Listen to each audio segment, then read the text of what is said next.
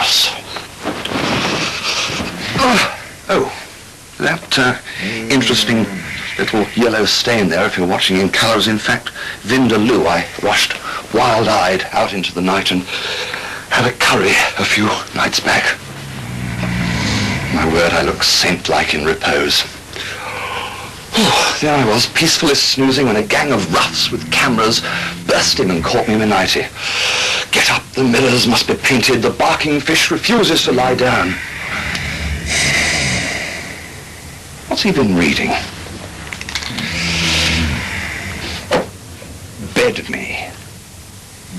He was driving me crazy, but it didn't matter. She was in my blood. We had a ball until her husband got wise. He was also my boss. I knew I would have to pay, but I didn't know how much. 40p, apparently. None of us could resist her ripe young body. It was her first, but I wasn't her last. Disgusting, filthy beast. This week's been a teeny bit jollier.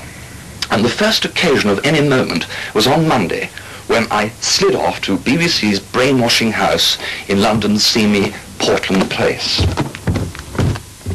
Past the provocative thrust of the zebra's butt, down we go to meet, with a little trepidation, for the first time, the ferocious father of British broadcasting, Jack the Maniac. Welcome back to my second guest, Vivian Stanshall, who used to have a band called the Bonzo Dog Doo-Dah Band. And he wants to have a few words with you on his own first, and a little later on, I'll be talking to him.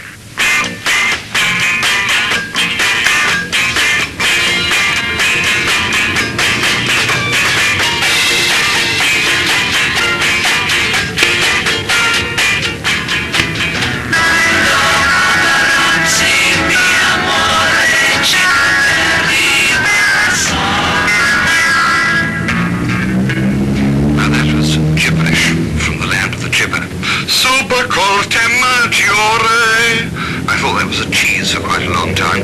Today, I'm concerned with gobbledygook, not scat singing, but genuine, honest rubbish. Perhaps the husband of the wife of Mr. Wu will put you in a more distracted state of mind.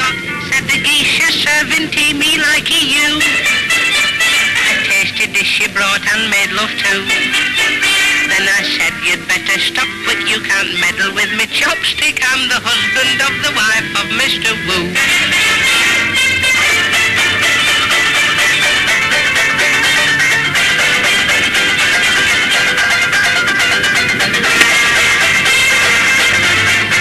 Well, thank you, Vivian Stanshall.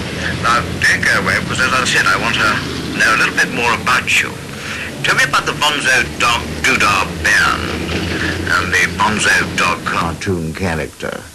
Bonzo Dog was a very hedonistic, drunken little fellow who was always looking up ladies' kilts and trying not to pay his tuppence on the deck chairs and so on, and was very good looking graphically. I mean, he turned up in loads and loads of postcards from 1922 to about 1941 and a half or something. What we did as a band was simply to go to pubs, say, has anyone got any requests? And they'd say, yeah, can you play Release Me? We'd say, immediately, dear boy, and pretend to play whatever people ask for. Now, let's forget you for a moment and then talk about your records. Where do you get all these marvellous records from? Well, in fact, places like this, here in the Old Kent Road, Goldie Oldies, and I'm hoping that I'll find in here some whelks as well as some records to brighten up the radio program. Hot hits is the two big reasons why I like you. Oh, whack-a-do, whack-a-day, my dear. I'm on this one. There I am, Bonzo Dog Band. Can Blue Men Sing the Whites? I wrote that one. What I'm really after is 78s. Where are they? Yes, here. Rascals.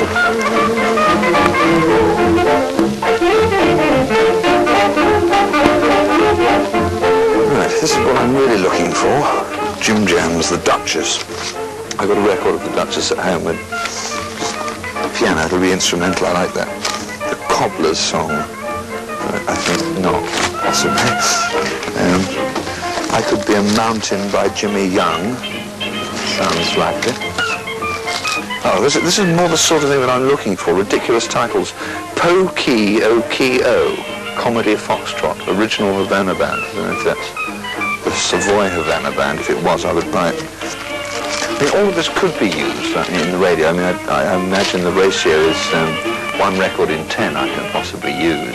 I didn't really never ought to have went from Lights Up, Doris Hare Comedienne. I'll buy that, same as I will. Oh, yes, Sandy Powell. That's the sort of thing that I like Sandy Powell. Can you hear me, Mother? Hear My Prayer, Master Kenneth Purves, the famous boy chorister. Over the Wings of a Dove. I'll have that because I like the song and I like the idea of Mr. Purves or Master Purves. Oh. What your birth stars foretell if born in July. Great. People born in July are often looked upon as a puzzle by their relatives and friends. They are at once strong and weak, clever and stupid. For instance, they seem and actually are romantic souls. The women see their love affairs through a rose-colored haze. They sacrifice all for the one they love. Yet, a July sweetheart will inquire gently, but firmly, how much her suitor earns per week or per year. Again, July people have an itch to travel, but nobody is more fond of home. Now, I never know what a normal person is. Oh, boy. So, would you like to tell me? You said you did, but who do you attack then? People who purport to be normal, who glory in their own normality.